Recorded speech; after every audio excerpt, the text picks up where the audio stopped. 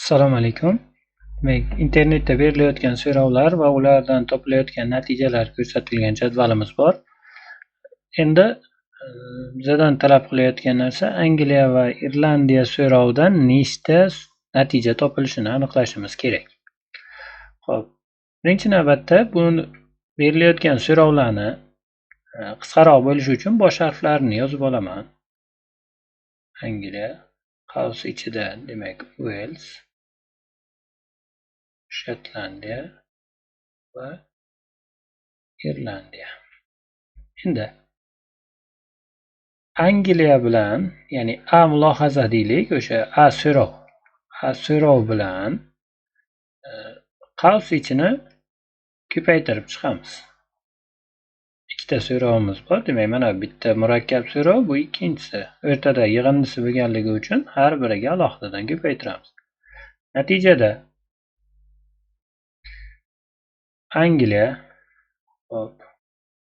Wales, Shotlandiya yoki Angliya, Irlandiya ko'rinishida bizada yangi so'rov shakli hosil bo'ladi. Bu bizada 450 ga teng ekan. Endi Angliya, Wales, Shotlandiya so'rovi 213 mingta qiymatni topib bergan ekan va bizada Angliya, Wales, Shotlandiya va Irlandiya so'rovi 87 ta natija topib beribdi.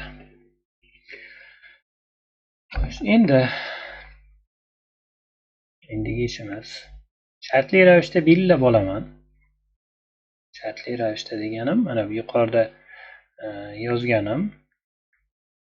Bu yerda 450 edi. Angliya, Wales, Shotlandiya so'rovini birorta bir X harfi bilan belgilasam, Angliya va Irlandiya so'rovini Y ko'rinishida belgilayman. Shunda menda X'im 213 bu ekan.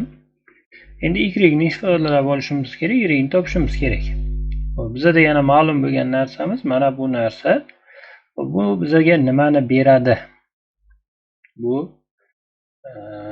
Angliya, Wales, Shotlandiya bilan Angliya hamda Irlandiyaning ko'paytmasi shaklida yozsagan bo'ladi. Ya'ni Venn diagrammasida tasvirlasak aynan bir xil narsa bo'ladi. Bu ham bunisi ham.